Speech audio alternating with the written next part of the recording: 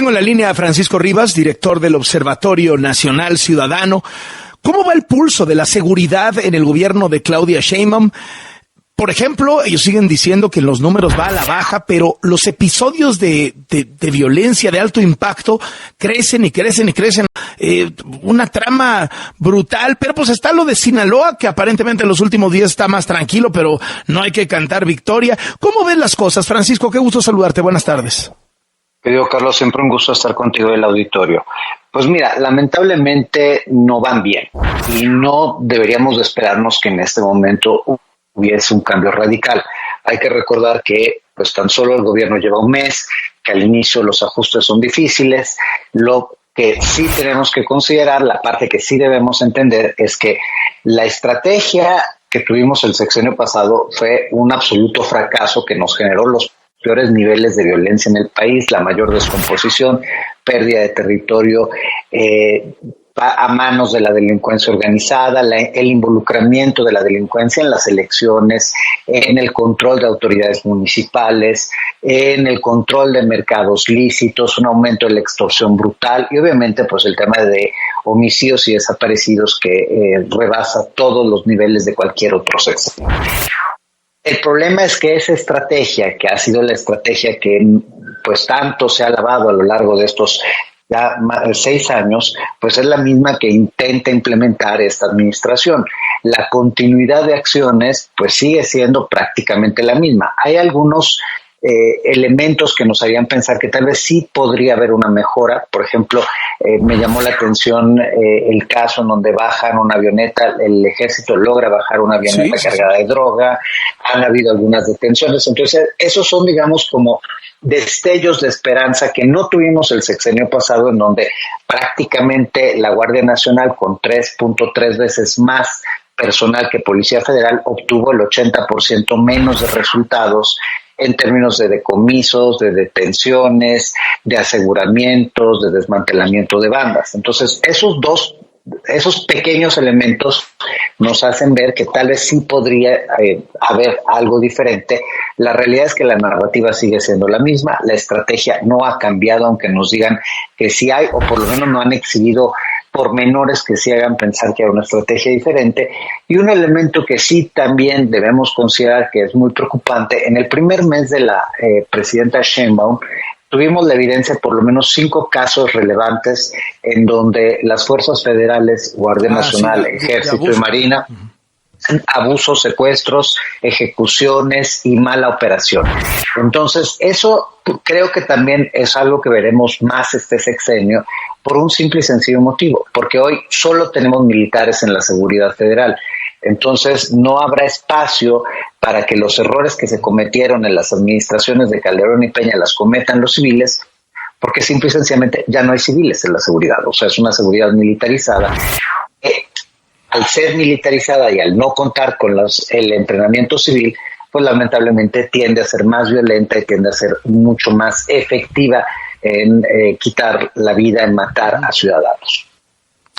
Francisco Rivas, el mandamás de la seguridad es Omar García Harfuch. O sea, digamos, esta iniciativa enviada por la presidenta al Senado, la Estrategia Nacional de Seguridad, etcétera, etcétera, pone a García Harfuch por arriba del Ejército, por arriba de la Marina, como el gran responsable de la seguridad.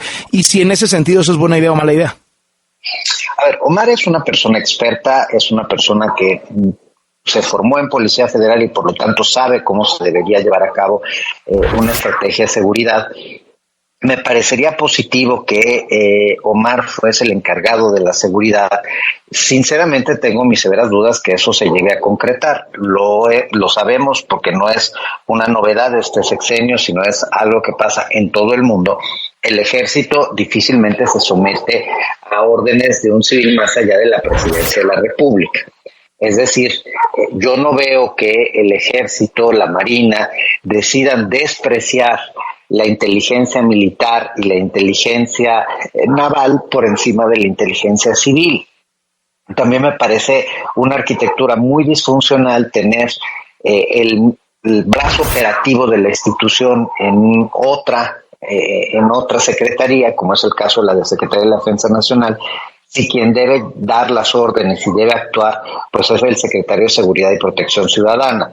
Me parece que, yo no sé si la presidenta estaba o no de acuerdo en continuar con esta idea de militarización que impuso el presidente López. Lo cierto es que tampoco está haciendo nada por resolver ese problema, y me parece que un decreto de esta naturaleza, lejos de resolver el problema, lo profundiza, porque de nuevo nos pone en la misma situación que tuvimos el sexenio pasado.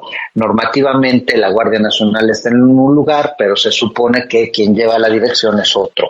Entonces, creo que eso no resuelve el problema. Insisto, no solo Omar tiene un equipo de personas extremadamente talentosas, pero por sí mismo no va a poder hacer mucho.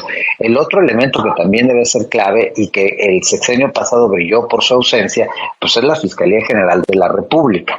Yo he hablado con funcionarios de alto nivel de la Fiscalía que aseguran que la Fiscalía está operando plenamente, pero pues si está operando nadie nos hemos enterado, creo que tampoco los delincuentes, porque en términos de detenciones, en términos, de judicializaciones, de resultados clave en desmantelamiento de bandas, pues no se ha visto mucho, de sentencias condenatorias. Entonces, si de todos modos vamos a darle un voto de confianza a Omar y a esta iniciativa de la presidenta, y efectivamente mejora la coordinación entre las fuerzas federales, pues sin la Fiscalía no va a pasar mucho. Sin la unidad de inteligencia financiera, que deje de ser un brazo político y se dedique a hacer lo que sí le toca, pues no va a pasar mucho. Y sobre todo sin la contraparte de estados y municipios, que también tienen que hacer lo suyo. Recordaremos que en términos presupuestales, las policías y fiscalías estatales perdieron entre un 30 y un 40% de su presupuesto a lo largo del sexenio. Y llevamos 4 años con las policías municipales con 0 pesos y 0 centavos. Claro que lo que ocurre en Guerrero y lo que tú acabas de relatar, pues es una de las tantas cosas que hoy fallan, porque las instituciones, de por sí Guerrero es un estado sin instituciones y gobernado por gente en este momento de dudosa calidad. Realmente es una entidad en donde tampoco le podemos exigir a una fiscalía que haga lo propio si no le estás apoyando, si las policías municipales no traen un centavo. Entonces, sí suena bonito también el discurso de la presidenta, decir yo apoyo a los gobernadores morenistas, porque por lo contrario agarra a los de oposición como piñata todos los días, pero pues tampoco es real. O sea, no pueden hacer mucho, no podrá hacer mucho las fuerzas federales si no tenemos en lo local construcción de policías municipales, estatales y fiscalías que funcionan. En el caso de Sinaloa, ¿dónde ves la salida? ¿Es justo culpar a Estados Unidos de estos 2 meses de estado de sitio? Bueno, a mí me parece ridículo. O sea, no puedes tú culpar a un país por llevar a cabo una acción de justicia cuando, entre otras cosas, hay señales muy extrañas alrededor de este caso, como es precisamente la fractura entre cabezas de un mismo grupo delictivo. Entonces, yo, más allá de culpar, un gobierno que decide ser responsable de lo que pasa en su territorio, independientemente de los elementos que puedan ocurrir en la delincuencia organizada y que fracturan el poder de los grupos y generan espacios de violencia.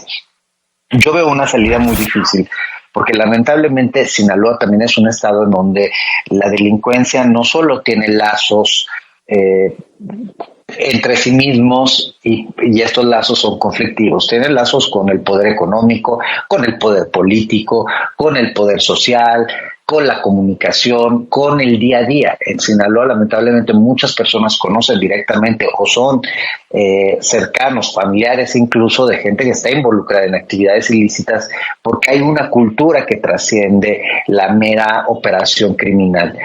Y lo digo sin querer criminalizar a la gente de Sinaloa, que entre otras cosas pues es un estado altamente productivo y que ha generado muchas noblezas para el país. Pero la realidad es que ahí hay que hacer una intervención mucho más complicada, Por años muchos de los activistas hemos planteado que entidades como Veracruz, como Tamaulipas, como Guerrero, como Sinaloa, incluso como Michoacán, con situaciones tan complejas institucionales y con situaciones tan arraigadas de delincuencia organizada, pues tal vez necesitan estados de excepción para poder operar con mucha más fuerza, con mucha más rudeza y debilitar a los grupos locales. Sinceramente no sé cómo una Guardia Nacional que detiene a 3,000 personas por año pueda detener, pueda frenar el poder del cártel Jalisco Nueva Generación o de, en este caso de Sinaloa, de un Sinaloa fracturado que está pues luchando entre ellos y que tienen el control de prácticamente todo el territorio